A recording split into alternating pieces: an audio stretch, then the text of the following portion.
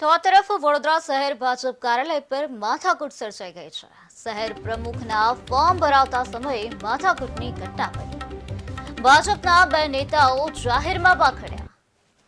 પૂર્વ deputy mayor, પૂર્વ corporator જાહેરમાં બાખડ્યા હોવાની વિગતો સામે આવે છે। ભાજપના બે નેતાઓ જાહેરમાં બાખડ્યા છે।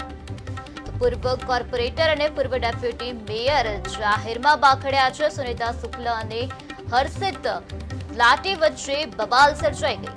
ત્યારે અન્ય નેતાઓ વચ્ચે પડીને આ સમગ્ર મામલો થાળે પાડ્યો છે। પૂર્વ ડેપ્યુટી મેયર સુનિતા શુક્લનું નિવેદન સામે આવ્યું છે। પ્રમુખ તરીકે ડોક્ટર વિજય શાહ રિપીટ થવા જોઈએ।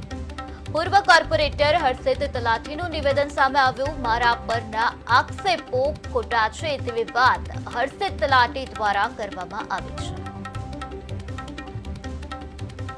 વડોદરા મહાનગરમાં સંગઠનની સંરચનાની પ્રક્રિયાના ભાગરૂપે આજે વડોદરાના અધ્યક્ષ માટેના ફોર્મ સવારમાં 9:30 વાગ્યાથી આપવાના અને 12:30 સુધીમાં એ ફોર્મ એમણે પાછા ભરવાના એ પ્રક્રિયા પ્રદેશના અમારા માન્ય અધ્યક્ષ પાટીલ સાહેબના માર્ગદર્શન પ્રમાણે થઈ રહી છે।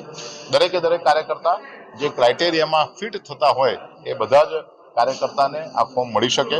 દરેક કાર્યકર્તા પોતે એવું માનતો હોય કે પોતે આ પદ માટે સક્ષમ છે તો એ ફોર્મ ભરી પણ શકે અને આ પ્રક્રિયાના ભાગરૂપે અત્યારે વડોદરા શહેરમાંથી કાર્યકર્તાઓ આવી રહ્યા છે। મારે સુનીતાબેન સાથે કોઈ પ્રોબ્લેમ નથી। મારે પાર્ટીના અન્ય કોઈ પદાધિકારી કે પાર્ટીના કોઈ પણ કાર્યકર્તા સાથે કોઈ પ્રોબ્લેમ નથી।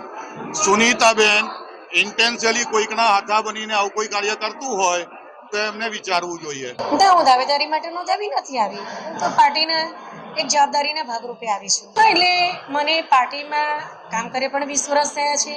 ચૂંટાયેલા પ્રતિનિધિ તરીકે પણ હું કામ કરી ચૂકી છું અને શહેર મુખ્ય સંગઠનનો ઉપપ્રમુખ છું, એટલે કદાચ મીડિયા એ લીધું પણ હોઈ શકે।